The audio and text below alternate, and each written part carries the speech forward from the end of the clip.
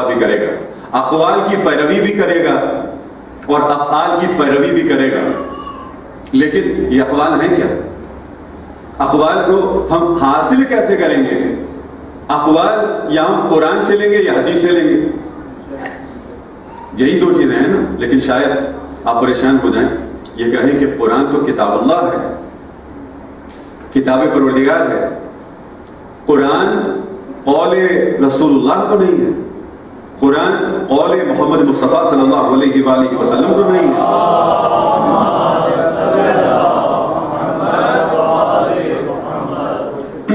اگر آپ یہ کہیں گے کہ قرآن قول مصطفیٰ نہیں ہے تو میں پلٹ کر یہ کہوں گا تو پھر کیا حدیث قول پروردگار نہیں ہے؟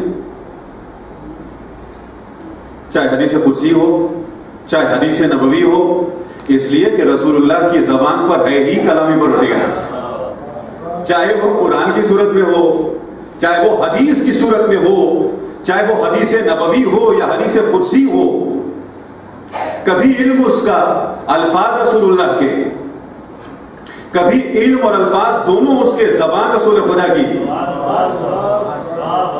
تو جہاں علم اور الفاظ دونوں اس کے زبان ہے محمد مصطفیٰ کی، وہ ہے قرآن، اور جہاں علم پروردگار کا، الفاظ رسول اللہ کے، وہ حدیث نبوی ہے.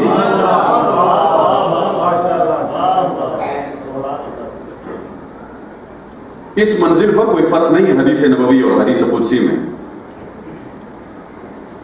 اس منزل پر انشاءاللہ کبھی گفتگو ہوگی، جو علوم قرآن و حدیث ایک بہت بڑا چیپٹر ہے.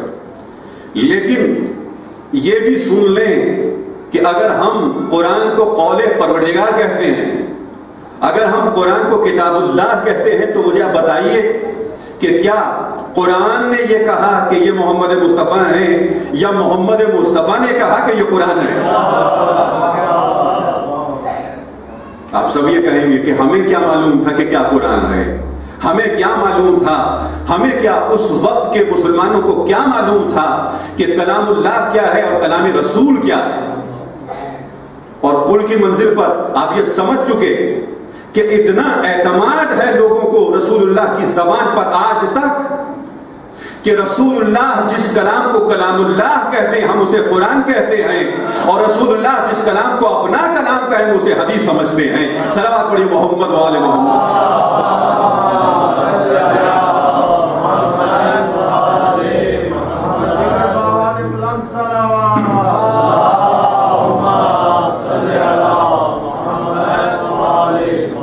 اس منزل تک ہم آ گئے، اور وہ یہ ہے کہ ہم قول رسول لیں گے یا قرآن سے یا حدیث سے، جسے کبھی کبھار سنت بھی کہتے ہیں.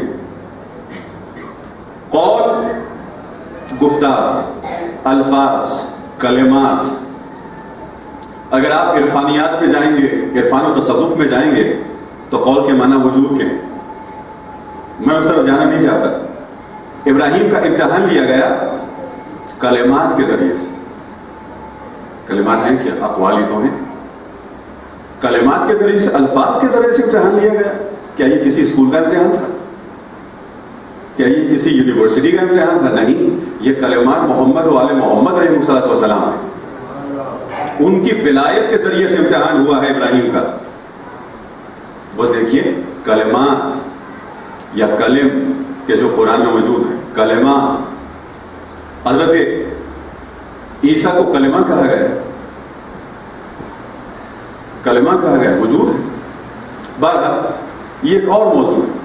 لیکن قول یعنی گفتار، قول یعنی کلمات اور الفاظ کے جو اس وقت قرآن میں بھی موجود ہیں اور احادیث میں بھی موجود ہیں. ماشاءاللہ بارش ہو رہی ہے، اور ہمارے پاس حدیث ہے اہل بیت کہ دعا کی قبولیت کے اوقات میں سے ایک وقت وہ ہے جب بارش نازل ہو. آپ اس وقت مجلس میں بھی بیٹھے ہیں اور بارش بھی ہو رہی ہے، تو اس وقت آپ کے پاس دو مواقع ہیں. دعا کریں کہ جلد از جلد مولا امام عصر کا ظہور ہو جائے. صلوات میں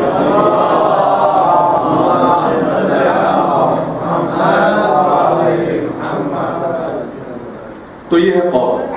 اب آئیے افعال کی طرف، یعنی وہ تمام افعال یعنی کام، یعنی کردار. ہمیں کیسے ملے گا کردار؟ افعال ہمیں کیسے ملیں گے؟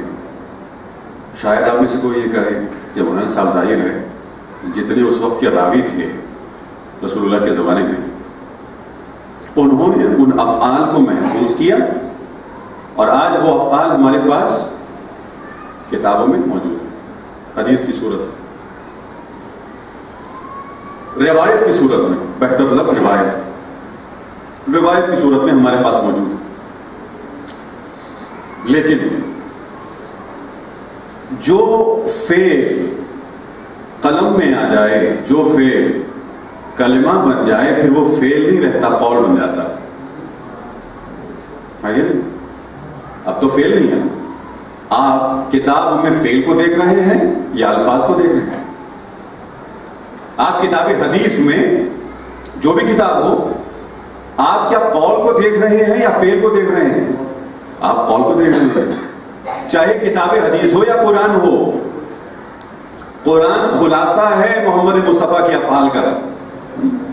جتنے اعمال صالحہ نقل ہوئے قرآن میں وہ محمد مصطفیٰ ہیں. چونکہ فی الحال ہم رسول خدا کے حوالے سے گفتگو کر رہے ہیں اور انشاءاللہ ہم جائیں گے اور اس کا نتیجہ بھی آپ دیکھیں گے. ایک اہم گفتگو ہے.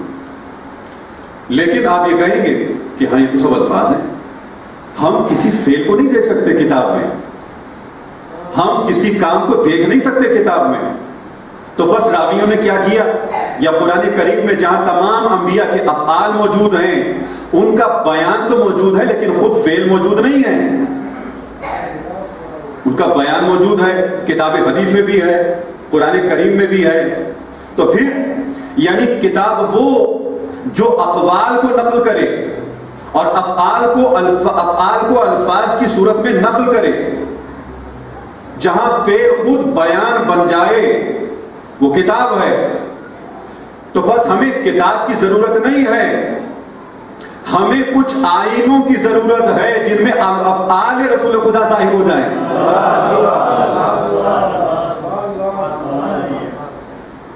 اس لیے کہ آئینہ انسان کے فعل کو دکھاتا ہے، کتاب نہیں دکھا سکتی. آپ جو حرکت کریں گے آئینے میں دیکھ لیں گے. ورنہ میں آپ سے کہوں، اگر آپ بطور خاص میری بہنیں، میری مائیں جس طرح سے آئینے کو استعمال کرتی ہیں، اگر آئینہ نہ ہو، میں کہوں کتاب سے استفادہ کیجئے، تو ہوگا؟ نہیں ہوگا.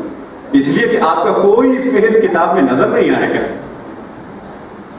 آپ کا فعل آئینے میں دکھائی دے گا. لیکن شرط ہے کہ آئینہ شفاف ہو.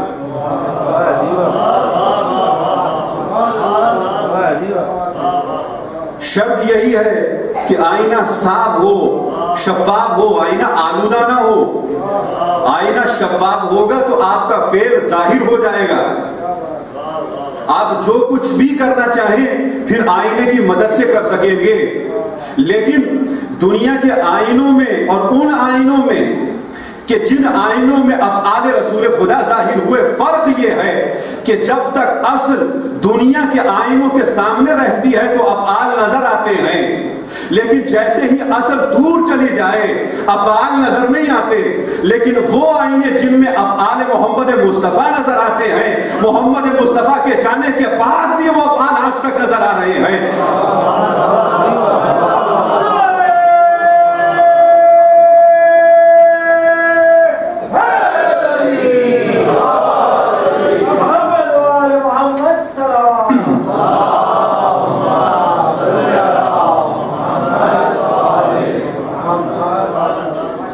اب یہاں دو منزلیں ہیں. ایک یہ کہ رسول خدا نے جو بھی فعل انجام دیا وہ اس آئینے میں دکھائی دے گا. جو اس وقت الحمدللہ ہمارے پاس ہے وہ شفاف آئینہ، وہ معصوم آئینہ کہ جس میں ہر فعل رسول خدا ظاہر ہے. یہ ہے اہم گفتگو. لہٰذا آپ پوری توجہ کے ساتھ اس گفتگو کو سنیں اور انشاءاللہ آخر میں پیغام بھی ہو. لیکن یہاں سے عصمت بھی سمجھ میں آ جاتی ہے، امامت بھی سمجھ میں آ جاتی ہے. کہ آخر اس اتباع میں وہ اہمیت کیا ہے کہ پروردگار نے یہ لفظ استعمال کیا. تو بس اتباع رسول صرف اتباع رسول نہیں، اتباع آل رسول بھی ہے. کیوں؟ ہم پوچھیں کہ اے راوی، اے مورخ، اے مفسر، اے محدث، افعال رسول رسول خدا کے زمانے کے لیے، اب جبکہ خود رسول خدا نہیں ہیں تو ہم ان افعال کو کیسے دیکھ کر اتباع کریں؟ تو بس کچھ آئینوں کی ضرورت ہے کہ جو خود شفاف ہوں، جو معصوم ہوں، اس قدر معصوم ہوں کہ جس طرح رسول خدا نے ایک ایک لفظ قرآن، لفظ قل حتیٰ بھی کہہ دیا کہ یہ میرا لفظ نہیں ہے، وہاں سے آیا، ویسا ہی ایک ایک فعل اور ایک ایک لفظ یہ آئینہ ہمارے لیے ظاہر کر دے. یہ ہے عصمت. لیکن ایک یہ منزل ہے کہ جو رسول خدا نے انجام دیا وہ ہم اس آئینے میں دیکھ رہے ہیں. کب تک کی بات تھی؟ سن 11 ہجری تک رسول خدا کی رحلت ہو گئی.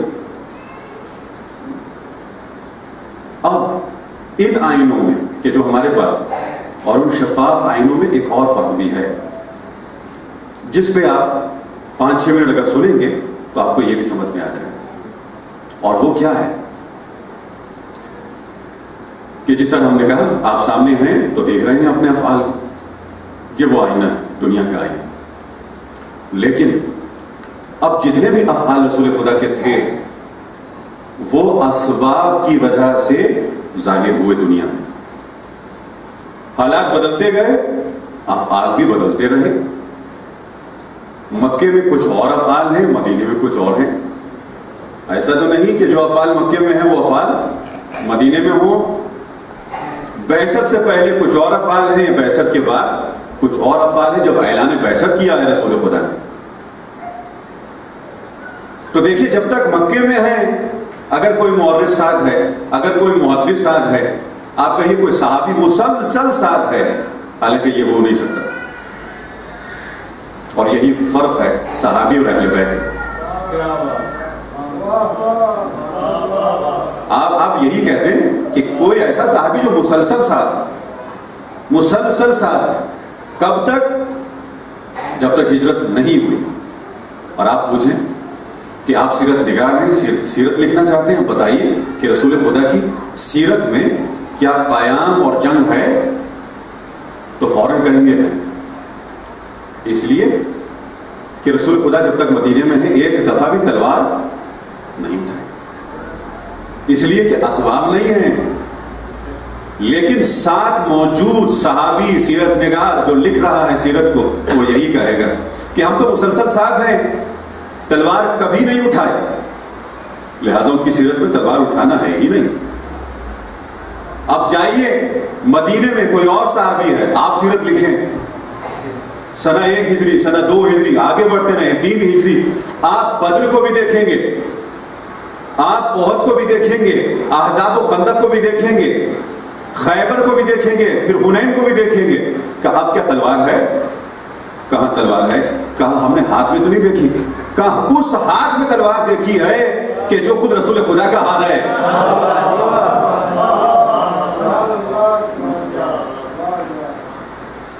جو ہاتھ رسول خدا کے ہاتھ سے جدا نہیں ہے.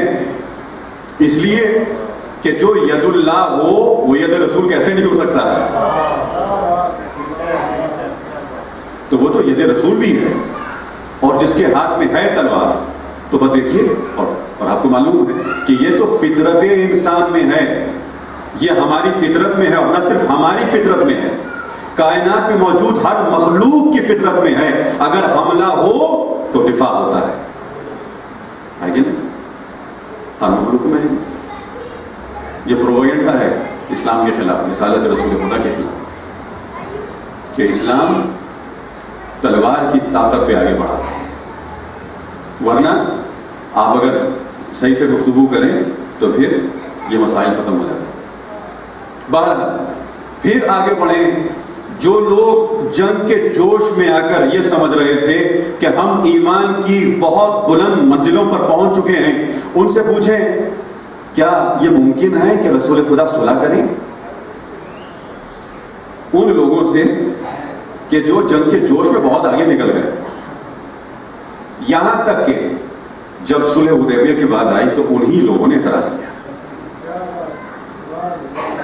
اس لیے کہ عصمت رسول کو سمجھ نہیں سکے۔ انہی لوگوں نے اعتراض کیا جو مسلسل رسول خدا کے ساتھ ہیں، جن کو یہ معلوم ہے کہ ہم میں اور رسول خدا میں فرق کیا ہے۔ ہم اس ذات کی آواز کو سن نہیں سکتے، ان کے یہاں وہی ہے۔ جب یہ ایک کلمہ بھی اپنی طرف سے نہیں کہتے تو چاہے جنگ ہو یا صلح ہو، یہ پروردگار کا حکم ہے۔ اور آگے بڑھیں کہ اب صلح کے بعد جو کچھ ہوا وہ آپ کی نگاہ میں ہے۔ اب جو صلح کی شرائط ہیں اور جن سے صلح ہوئی ہے وہ عہد شکنی کریں تو کیا ہوگا؟ سیرت نگار سے پوچھئے، ابھی صلح کے بعد رسول خدا پہنچے نہیں مکہ، عہد شکنی کے بعد مکہ نہیں پہنچے۔ آپ پوچھئے سیرت نگاروں سے کہ فعل رسول مستقبل میں کیا ہوگا تو کیا کہیں گے؟ یہ کہیں گے کہ سخت سے سخت ترین سزا دیں گے، اس لیے کہ عہد شکنی کی ہے۔ اب جتنے سخت الفاظ وہ کہتے جائیں تباہ و برباد کر دیں، نیست و نابود کر دیں، لیکن پھر آپ دیکھتے ہیں کرم کا رخ، عفو اور معافی کا رخ کہ رسول خدا معاف کر دیتے ہیں۔ لوگ پریشان ہو جاتے ہیں، کہیں صلح ہے کہیں جنگ ہے، لیکن آپ کو اندازہ تو ہو رہا ہے جہاں اسباب اور ہوں وہاں افعال بھی بدل جاتے ہیں، جہاں حالات بدل جائیں وہاں افعال بھی بدل جاتے ہیں، وہاں کردار بھی بدل جاتا ہے۔ اور آگے بڑھیں کہ کیا کوئی ایسی جنگ ہو سکتی ہے جس میں تلوار سے بھی استفادہ نہ ہو اور جنگ فتح بھی ہو جائے؟ کہ ہمیں نہیں معلوم، تو رسول خدا کا فعل ظاہر کرے گا، اور صرف رسول خدا کا فعل نہیں بلکہ فعل رسول کو ملائیں فعل آل رسول سے، کہ جہاں تلوار استعمال نہ ہو وہ میدان مباہلہ ہے، اور یہ بھی ہے فعل رسول خدا۔ اور آگے پڑھیں 10ویں ہجری، بہت بڑا مجمع ہے، بہت بڑا مجمع، یہ 1 لاکھ کا مجمع۔ آپ سیرت نگار سے پوچھیں رسول خدا کیا کریں گے اس بڑے مجمع میں؟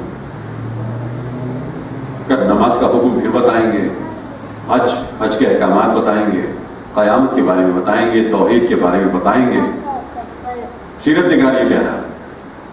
لیکن اب وہ مجمع کہ جو اس وقت مسجد میں نہیں ہے، نہ مسجد الحرام میں ہے نہ مسجد نبوی میں ہے، کھلے میدان میں مجمع لگا ہوا ہے، اس منزل پر اب رسول خدا اتباع کو سمجھانا چاہ رہے ہیں۔ اتباع کو سمجھانے کے لیے اب اس آئینے کو ساتھ اٹھا رہے ہیں کہ یاد رکھو جب تک میں ہوں تو تم میرے افعال کو سمجھ رہے ہو، میرے جانے کے بعد تمہیں ایسے آئینے کی ضرورت ہے کہ جس شفاف آئینے میں تم مسلسل میرے افعال کو دیکھ سکو۔ من کنت مولا فہذا علی مولا کے کہنے کا مطلب ہی یہی تھا کہ علی وہ شفاف آئینہ ہے کہ جو صرف میرے زمانے کے لیے نہیں، میرے زمانے کے بعد بھی میرے افعال کو تم دیکھ سکو گے۔ صلوات پڑھی محمد و آل محمد۔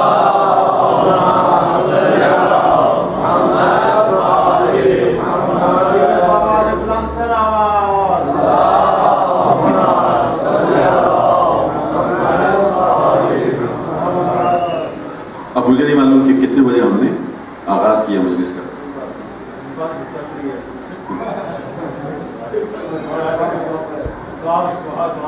لیکن پھر بھی مجھے بتا دیں، اس لیے کہ میں یہ نہیں چاہتا آپ کو زیادہ زحمت ہو۔ سہیل بھائی شاید آپ جانتے ہیں کتنے بجے؟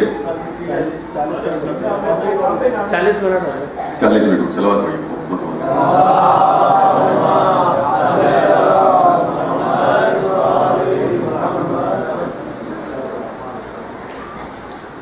اور اب اس کو اور سمجھنے کی کوشش کریں۔ کہ اگر صرف افعال کی بات ہے، صرف افعال کی، تو افعال اس وقت تک ہیں، اس وقت تک ظاہر ہیں آئینے میں جب تک آپ حرکت کر رہے ہیں. لیکن میں نے کہا کہ رسول خدا کے جانے کے بعد اب جو اسباب پیدا ہوں گے، جس طرح کے حالات ہوں گے، رسول خدا کے افعال کو کیسا آئینہ ظاہر کر سکتا ہے؟ کچھ پہنچے آپ لوگ؟ میں اسے آسان بھی کروں گا آپ کے لیے، لیکن صاف ظاہر ہے جب آئینے کی مثال دی ہے تو اس سے مربوط ہو کر میں گفتگو کروں.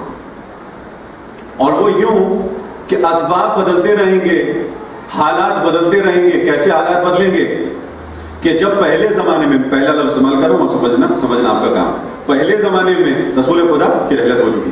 پہلے زمانے میں اگر لوگ زکوٰۃ نہ دیں تو پھر کیا ہوگا؟ پھر آگے بڑھیں. دوسرے زمانے میں کہ جب فتوحات کا زمانہ ہو تو پھر کیا ہوگا؟ اور پھر جب اقربا پروری کا زمانہ ہو پھر کیا ہوگا؟ دیکھیں مسلسل آپ دیکھ رہے ہیں، اشارے کر رہا ہوں میں اس لیے کہ میں صراحتاً گفتگو نہیں کر سکتا. اور پھر آگے جائیں جب اپنے لوگ امیر المومنین کے خلاف کھڑے ہو جائیں، چاہے جنگ جمل ہو، چاہے جنگ صفین ہو، چاہے جنگ نہروان ہو، اور پھر آگے بڑھیں امام حسن کا زمانہ. پھر اپنے لوگ مولا کو چھوڑ دیں اور پھر سلح حدیبیہ کی تاریخ. سمجھ رہے ہیں ہم لوگ؟ دیکھیے اسباب بدلتے جا رہے ہیں، حالات بھی بدلتے جا رہے ہیں، اس لیے کہ اسباب بدل گئے. تو جب وہ اسباب جو رسول خدا کے زمانے میں نہیں تھے اب رونما ہو رہے ہیں، وہ حالات جو پہلے نہیں تھے اب رونما ہو رہے ہیں، تو پھر ایسے آئینوں کی تو ضرورت ہے نا کہ جو کیا کریں. دیکھیں سمجھنے کی کوشش کریں. جو کیا کریں؟ رسول خدا کی صفات کو اپنے اندر جذب کر دیں. رسول خدا کو اپنے اندر، صفات کو اپنے اندر جذب کر دیں، اور جیسا زمانہ آئے ان صفات کے ذریعے سے افعال رسول کو ظاہر کر دیں.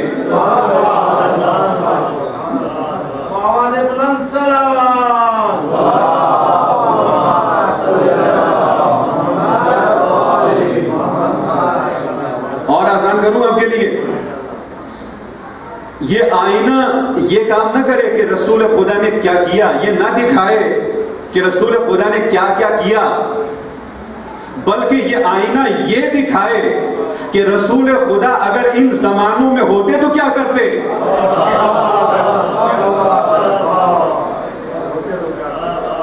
رسول خدا اگر زمانے اول میں ہوتے تو کیا کرتے، رسول خدا زمانے دوم میں ہوتے تو کیا کرتے، رسول خدا اگر جنگوں کے زمانے میں، اندرونی جنگوں کے زمانے میں ہوتے تو کیا کرتے.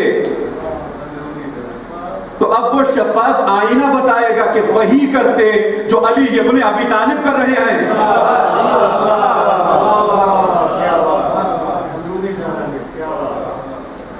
چاہے عصر مشتبہ کا زمانہ ہو یا چاہے صلح ہو چاہے جنگ ہو، یہ ہے سیرت رسول، یہ ہے افعال رسول خدا کا ظہور. اور پھر چاہے بنی امیہ کا زمانہ ہو، بنی عباس کا زمانہ ہو، امام جعفر صادق علیہ السلام کے بعد کا زمانہ ہو،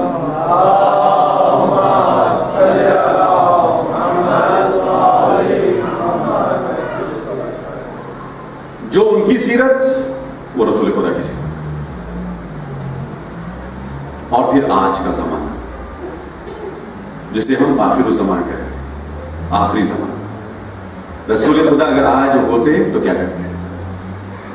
وہی کرتے جو اس وقت امام حسن کر رہے ہیں. کیا کرتے؟ آج اگر رسول خدا ہوتے تو وہ بھی غائب رہ کر لوگوں کی ہدایت بھی کرتے اور مدد بھی کرتے. یہ ہے فلسفہ، فلسفہ نبوت، فلسفہ عصمت و امامت. اور یہ ہے اتباع رسول اور اتباع آل رسول. تو بس اتباع آل رسول کو آپ سمجھ گئے. اب اس منزل پر اس کو میں اور ذرا آپ کے لیے روشن کروں، چند ایک حدیث کا سہارا لوں میں۔ رسول خدا نے اعلان کیا علی منی، علی مجھ سے ہے، وَأَنَا مِنْهُ، اور میں علی سے ہوں۔ تو بس صرف امام حسین کے لیے نہیں ہے یہ حدیث، حسین منی وَأَنَا مِنْ حسین، علی منی، علی مجھ سے ہے اور میں علی سے ہوں۔ کیا سمجھا رہے ہیں کہ علی وہی آئے ہیں۔ اگر میرے افعال کو میرے بعد دیکھنا چاہتے ہو تو علی کے وجود کے آئینے میں دیکھ لو، علی کے افعال میں دیکھ لو، علی کی صفات میں دیکھ لو، یہ منزل ہے۔ اور آگے بڑھ، فاطمۃ بضعۃ منی، ترجمہ بدلنا ہو ذرا تاکہ آپ سمجھ جائیں۔ رسول خدا کہہ رہے ہیں کہ فاطمہ میرے وجود نبوت کا ٹکڑا ہے۔ ظاہری بات نہیں کر رہا ہوں، ٹکڑا، جزو کسے کہتے ہیں؟ اجزاء مل جائیں تو کل بنتا ہے، اجزاء مل جائیں، ٹکڑے ملیں تو کل بنتا ہے۔ تو بس نبوت کامل نہ ہو اگر فاطمہ نہ ہو۔ فاطمہ وہ آئینہ ہے۔ اچھا، اب جب رسول خدا موجود ہیں تو پھر نبوت نامکمل ہے شہزادی فاطمہ سلام اللہ علیہا کے بغیر۔ مطلب کیا ہے؟ وہ آئینے جو رسول خدا کے بعد ہیں وہ اس لیے کہ ان کی ذمہ داری بعد کے لیے ہے، لیکن جہاں یہ کہا جا رہا ہو کہ یہ جزوِ نبوت ہیں، اس کا مطلب کیا ہے کہ فاطمہ کی ضرورت رسول خدا کے زمانے میں بھی ہے۔ اب بتائیے فلسفہ کیا ہے؟ اس لیے کہ رسول خدا کی شریعت صرف مردوں کے لیے نہیں ہے، عورتوں کے لیے بھی ہے۔ دین مصطفیٰ صرف مردوں کے لیے نہیں ہے، عورتوں کے لیے بھی ہے۔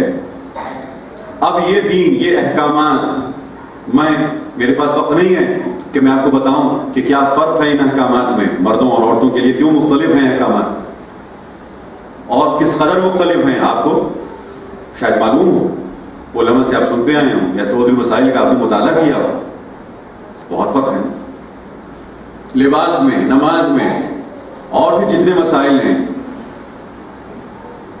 آپ کو معلوم ہے۔ تو اب جب ایک مرد خود ان شرائع کو، ان احکام تشریع کو، ان احکام شریعت کو عورتوں میں جا کے بیان نہیں کر سکتا، ایک ایسی معصومہ کی ضرورت ہے کہ جو ان احکامات کو عورتوں کے لیے بیان کرے۔ اسی لیے کیا ہے؟ بضعۃ منی، اگر نہ ہو تو نبوت نامکمل ہو۔ امامت بعد نبوت ہے لیکن بضعۃ منی کی منزل نبوت کے زمانے میں ہے۔ اور پھر جہاں یہ سمجھ میں آ جائے تو پھر پریشانی کی بات نہیں ہے کہ جہاں شہزادی کمرے میں، گھر میں داخل ہوں، رسول خدا کھڑے ہو جائے، اس لیے کہ جز آئے تو کل مکمل ہو جاتا ہے۔ یہ بات ان کے اندر وہ صفات ہیں، ملائکہ کائنات کے اندر وہ صفات ہیں۔ اور پھر آگے بڑھیں، حسین منی وأنا من حسین، امام حسن امام حسین دونوں کے لیے ابنائے ہادانی امامان قاما او قعدا، کہ یہ میرے دو بیٹے ابنائے، یہ میرے دو بیٹے حسن و حسین امام ہیں، چاہے تو کھڑے ہو جائیں چاہے تو بیٹھ جائیں۔ بحول اللہ وقوتہ اقوم اقوم و اقعد، اسی لفظ سے ہے، قیام سے ہے اور قعود سے ہے۔ قاما او قعدا، چاہے تو کھڑے ہو جائیں چاہے تو بیٹھ جائیں۔ قیام جنگ کو بھی کہتے ہیں اور بیٹھنا صلح کو بھی کہتے ہیں۔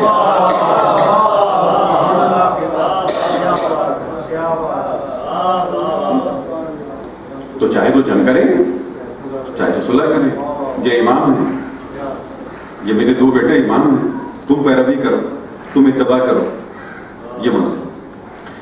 ان میں وہ صفات موجود ہیں جن صفات کے ذریعے سے افعال رسول خدا کا اظہار ہوگا۔ صفات کی اہمیت بہت ہے. صفات. اب جب کہ اس منزل تک میں پہنچ گیا ہوں، میں چاہتا ہوں کہ 6-7 منٹ اور آپ کو میسج بھی دے دوں، جہاں کہ ہمیں یہ سمجھ میں آ گیا کہ امامت کیا ہے، عصمت کیا ہے اور نبوت کیا ہے.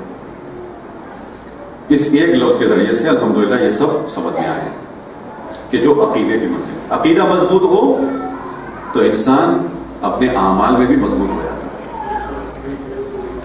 جس کا عقیدہ اہل بیت میں مضبوط ہو وہ اپنے اعمال، اپنے افعال میں بھی مستحکم ہو جاتا ہے. 2 اصطلاحات، 2 لفظ ہیں، وہ سمجھیں آپ. ایک ہے صفت، ایک ہے فعل. صفت اچھی ہوگی تو فعل بھی اچھا ہوگا. صفت اندرونی شے ہمارے اندر ہے، صفت جسے ہم ایٹریبیوٹ کہتے ہیں، جو ہمارے اندر ہے. اگر اندر صفات اچھی ہیں تو باہر افعال اچھی ہوگی. اور یہ میں کتاب جامع السادات سے آپ کے لیے کہہ رہا ہوں. حوضہ نجف ہو، حوضہ قم ہو، مشہد ہو، شام ہو، علماء، بزرگ علماء اس کتاب سے اپنے طالب علموں کو اخلاقیات سکھاتے ہیں. اس میں ایک بات جو بہت اہم ہے کہ اے طالب علم اخلاق، ہم سب طالب علم اخلاق، ہم سب یہ چاہتے ہیں کہ ہم انسان بنیں اور صحیح شیعہ بنیں. جناب مرحوم آیت اللہ نراقی یہ کہتے ہیں، جو مؤلف ہیں اس کتاب کہتے ہیں کہ اگر تم یہ چاہتے ہو گناہوں سے دور ہو جاؤ، گناہ فعل ہے، صفت نہیں ہے. اگر تم چاہتے ہو گناہوں سے دور ہو جاؤ تو اپنی صفات کو بدلنے کی کوشش کرو. صفات کو بدلو گے تو خود سے گناہوں سے دور ہو جاؤ. اپنی صفات کو بدلنے کی کوشش کرو. جس کے اندر کنجوسی کی صفت ہے، جس کے اندر بخل کی صفت ہے، کیا وہ کسی اچھے پروجیکٹ کے لیے، دینی پروجیکٹ کے لیے کچھ دے گا؟ نہیں دے گا. کیا وہ خمس دے گا؟ نہیں دے گا. کیا وہ زکوٰۃ دے گا؟ نہیں دے گا. اب جیسے ماشاءاللہ امام بارگاہ کا پروجیکٹ آپ دیکھ رہے ہیں، جن کے اندر سخاوت ہے وہ آگے بڑھیں گے. سخاوت صفت ہے، فعل نہیں ہے. اب اس سخاوت کی وجہ سے، اس کرم کی وجہ سے جو لوگ سخی و کریم ہیں وہ اپنا خمس بھی ادا کریں گے، اور خمس و زکوٰۃ کے جو واجب کی منزل ہے اس سے آگے بڑھ کر امام بارگاہ کے پروجیکٹ میں یا جو بھی ایسا پروجیکٹ ہو کہ جو کمیونٹی کے لیے ہو، جو شیعوں کے لیے ہو، جو اپنی قوم کے لیے ہو، اپنی ملت کے لیے ہو، اس میں بڑھ چڑھ کر حصہ لیں گے. اچھا، یہ سخاوت کی منزل. اب دوسری طرف سے بھی دیکھ لیں، شیطانی صفت وہ کیا ہے؟ اگر حسد ہو کسی، حسد صفت ہے نا، حسد صفت ہے، فعل نہیں ہے. حسد کو ہم فیل کرتے ہیں، احساس کرتے ہیں، کبھی کہتے ہیں درک کرتے ہیں. کسی سے حسد ہو جائے تو پھر غیبتیں شروع ہو جاتی ہیں، پھر تہمتیں شروع ہو جاتی ہیں، پھر توہین کرنا انسان شروع کر دیتا ہے، اہانتیں شروع ہو جاتی ہیں. کیوں؟ اس لیے کہ اندر ایک صفت ہے جس کا نام ہے حسد. اسی لیے علماء نے کیا کہا، میرے پاس وقت نہیں ہے ورنہ بہت اہم گفتگو. علماء نے یہ کہا یہ تمام صفات عالیہ، یہ تمام بلند صفات کہ جو اہل بیت کی صفات ہیں، یہ اپنے اندر پیدا کرو. یہ کس طرح پیدا ہوں گی؟ یہ ایک سوال ہے کہ جتنی